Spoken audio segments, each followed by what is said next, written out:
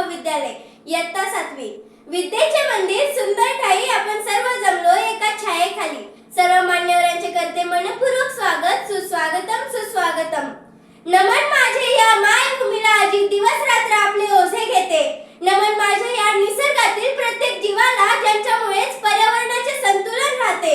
नमन माझे त्या जननायक बिरसा मुंडा यांना ज्यांनी जल, जमीन, जंगल यासाठी आपल्या प्राणाची आहुती दिली। नमन माझे त्या इंडियन फॉरेस्टमॅन मोलाई पांगे यांना ज्यांनी आसाममधील वाळवंटात सुद्धा नंदनवन फुलवले। आणि नमन माझे त्या सयाजी शिंदे यांना ज्यांनी गावोगावी जाऊन लाखो झाडांची लागवड करून आपल्या सर्वांना झाडांचे महत्त्व पटवून दिले। अशा या सर्व निसर्ग मित्रांची प्रेरणा घेऊन आज मी तुम्हाला एका अशा सत्याकडे घेऊन जाणार आहे। ते सत्य आपल्या सर्वांच्या छातीत काटा बनवून टोचत आहे। ते सत्य म्हणजे वृक्ष संवर्धन करणे ही काळाची गरज। मित्रांनो, हे केवळ एक घोषवाक्य नसून तर आपल्या सर्वांसाठी, आपल्या सर्वांच्या भविष्याचा श्वास आहे। म्हणून विचार करा, पेड़ नहीं तो छांव कहां से आएगी, पेड़ नहीं तो हवा कहां से आएगी, पेड़ नहीं तो छांव कहां से आएगी, पेड़ नहीं तो हवा कहां से आएगी। बचा कर रखो हर एक पौधा, वरना सांस कहां से आएगी, सांस कहां से आएगी। मित्रांनो, आजची परिस्थिती ही आपल्या सर्वांसाठी एक धोक्याची घंटा आहे। आज जगभर एक भीषण चित्र दिसत आहे, ते म्हणजे तापमानवाढ, कमी पाऊस, दुष्काळ, महापूर, रोगराई, भूकंप यांसारख्या अनेक मोठमोठ्या समस्या आज आपल्या समोर आवासून उभ्या आहेत आणि त्या आपल्याला कधी गिळून टाकतील याचा थांग पत्ता सुद्धा लागणार नाही। याचे उदाहरण म्हणजे कोविड-19। मित्रांनो, आपल्या भारत देशात दरवर्षी लाखो झाडांची कत्तल केली जाते, परंतु त्या प्रमाणात झाडांची लागवड केली जात नाही। येणाऱ्या आगामी काळात नाशिक जिल्ह्यात कुंभमेळा होणार आहे आणि त्यासाठी जगभरातून अनेक मोठमोठे साधू संत येणार आहेत आणि त्या साधू संतांच्या राहण्यासाठी, सोयीसाठी, रस्ते रुंदीकरण करण्यासाठी अनेक कारणांसाठी कितीतरी झाडांची तपोवनात कत्तल केली जाणार आहे। मला एक कळत नाही, आजपर्यंत जे साधू संतांनी आपल्याला सांगत आले आहे, वृक्षांचे महत्त्व पटवून देत आहे, वृक्ष आपले सगळे सोयरे आहेत, मित्र आहेत, हे सांगत आले आहेत, आज त्याच संतांच्या नावाखाली वृक्षांची कत्तल केली जाणार, हा किती मोठा विरोधाभास आहे।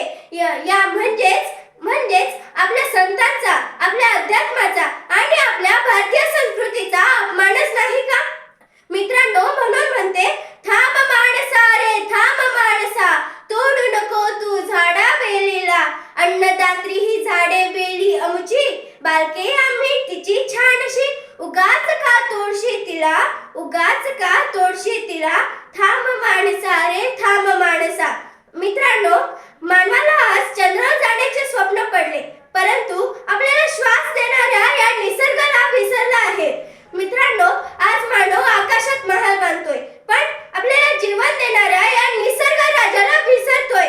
हे केवळ आणि केवळ म्हणजे आजच्या या सोशल मीडियामुळे। आज जर आपल्याला आपले भविष्य वाचवायचे असेल तर त्यासाठी एकच उपाय आहे, ते म्हणजे वृक्ष संवर्धन करणे ही काळाची गरज। मित्रांनो, म्हणून म्हणते, झाडे नसतील तर जीवन नष्ट होईल, झाडे असतील तर भारत हरित होईल। म्हणून निसर्गाशी बांधूया नाते अपार, तेच देतील आपल्याला खरा जीवनाचा आधार। मित्रांनो, झाडांशिवाय आपले जीवनच अशक्य आहे। जे झाडे आपल्याला फळे, फुले, मेण, मध इत्यादी गोष्टी देतात, थंडगार हवा देतात, सावली देतात, त्या वृक्षांना तोडणे किती मोठा गुन्हा आहे, नाही का?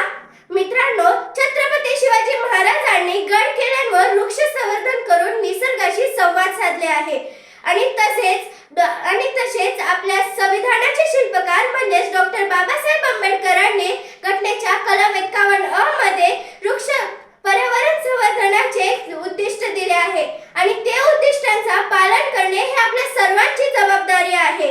या सर्व महान व्यक्तींच्या विचारांची प्रेरणा घेऊन निसर्गाचे जतन करणे ही आपल्या सर्वांची जबाबदारी आहे। केंद्र सरकार व राज्य सरकारने सुद्धा यासाठी अनेक योजना काढल्या, त्या म्हणजे स्वच्छ भारत अभियान, वन महोत्सव, सरकार वृक्ष लागवड, जल शक्ती अभियान अभियान, जलयुक्त अभियान यांसारख्या अनेक मोठमोठ्या योजनांद्वारे सरकारने पर्यावरण संरक्षणाचे काम केले आहे. परंतु फक्त या योजना यशस्वी होण्यासाठी सरकारचेच काम नाही, तर आपल्या सर्वांची जबाबदारी आहे. ते म्हणजे प्लास्टिकचा वापर टाळणे, पाण्याची बचत करणे, एक तरी झाड लावणे, जनजागृती करणे हे सर्व आपले कर्तव्य आहे. म्हणून एक तरी झाड लावूया, विषारी हवा टाळूया, नाहीतर एक दिवस आपल्या सर्वांना आपल्या भविष्याचे उत्तर शोधावे लागेल. चला तर मग आपण सर्वांनी मिळून एक शपथ घेऊया आणि पुढच्या पिढीसाठी निसर्गाचा वारसा ठेवूया.